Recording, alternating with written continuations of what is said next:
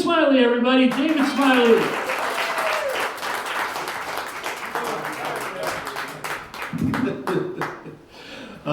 Yeah, I'm having a good time. You are? Okay, good. We've had a lot of good comedy here tonight so far. It's not quite over with yet. I realize that you might think I'm going to try and sell you a timeshare. But I am a project manager for a software company, so this is kind of my daily attire. But I find random stuff. Oh, this is my acetaminophen, so my starter kit for the autism spectrum. I have been accused of being on the spectrum. Anybody else in here willing to say that you may or be on the spectrum yourself? Anybody? I think we all are. Let's get real about it, okay? It is called a spectrum. So sister pointing to brother back in this corner over here. It is a spectrum, so it goes from over here to way over here, and I think it's just a matter of where you are and how badly you have it. Come on now, let's get real about this whole thing. I did have notes. So yes, I've got my autism starter kit. I did see there's a lot of podcasts going on, and a lot of comics especially having podcasts, some of them very famous, and I saw one who's pretty well known the other day, and he was saying that he was tired of having gay awareness pushed down his throat. And I thought, that's pretty aggressive when it comes to promoting gay awareness. I'm not so sure. I also read recently, I read a lot of different things. I read recently that after 10 years of research, doctors have created a vaccine for chlamydia. These doctors in Australia, and the vaccine is intended for koala bears. Because apparently it's koala chlamydia. It's hard to say. Koala chlamydia is a terrible problem in that community, so they're doing something about that. While we're in this part of the content for my presentation today, anybody listen to real radio anymore? AM, FM radio, like actual radio stations, not satellite? Yeah, I do, and I caught an ad for a clinic in DC a few months ago, and I made a mental note of it and then kind of forgot about it. And then a couple of weeks ago, I'm riding in the car with my girlfriend, and the same ad comes on, and I don't say anything, but she turns to me and she goes, "Really? An ED clinic, and their slogan is, 'You will see results immediately while in our office.'"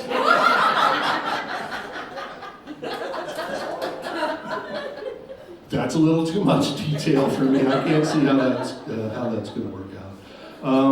This tangentially related. This happened today. So I do have a real job and in a real office, and I go in 2-3 days a week usually. I'm in the men's room today. This has happened a couple times to me recently, and a guy walks in and stands at the urinal on his phone on speaker while he's in the bathroom. Now, if anybody has any suggestions on what I can say or do in that situation to completely blow that guy out of the water, I really appreciate it. So you can see me after the show. Because I just think I think speakerphone conversations in a shared space is just rude by itself. But in the men's room where there could be and this guy was obviously on a work call. I'm like, that's what they need.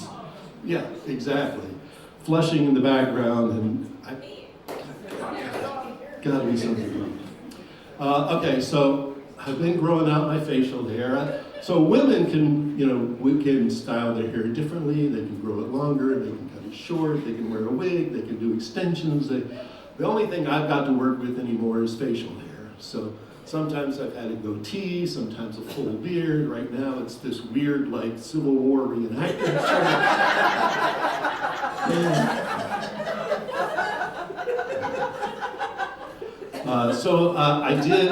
I'm 67 years old, and 3 years ago when I got divorced, congratulations, I wish you many happy. I had been married for 42 years. not in a row or to the same woman, but add them all up. 42 years. Many years ago, now that I'm this age, you know, a lot of comics in this age category would talk about all the health problems, and yes, it's important. You've got to take care of your health, and you have things like your knees or your hips or your shoulders or your hair or whatever going on. But I had a weird one recently, and I'm suffering from it as I stand here in front of you now. You can't tell. I walked up to one of my coworkers who's almost my age, and I said, "Okay, what's the deal?" "My toes are sweaty." I have no idea why, and it's just the toes. It's just from here to there. The rest of my foot is fine. I have not seen a doctor about that yet. I probably should. So there was also been a lot of talk about age, and I remember I had this thought probably in my 20s. I had this thought about, when I was 18, I thought I was so smart. I thought I knew everything. And when I became 22 or 23, I looked back and I went, "You were such an idiot when you were 18. And then when I was about 34, oh man, when you were 23, you thought you knew everything, but you were such an idiot." And now I'm 67, hoping maybe I'll make it to 80 one day and be able to look back and go, when you were 67, you thought you had it all figured out, but you were just an idiot back then too. I think that pattern probably continues. I did start after my 42 total years of being married. I did get back in the dating pool about a year ago. And in fact, next week I will have been dating this woman that I'm with now for a full year. So I'm very happy about that. She's going to be back in time for our anniversary. She's on an overseas trip right now, so I'm looking forward to her getting back. And she likes to work out at the gym. So she goes to a gym 4 days a week, usually does somewhere between 6 and 8 classes a week, and gets all of her exercise in, and that's good. And one of the songs that they play is one of Barry White's songs. And I heard a Barry White song on the radio today, never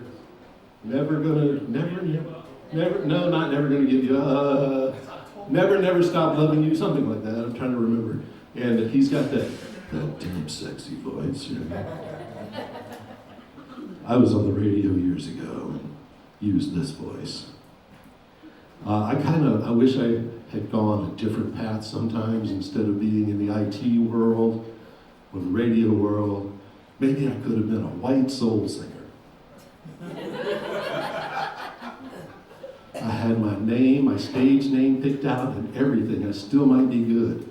Very white. Thank you all so much. I'm glad you've been here. Have a good night. You're great. Appreciate that.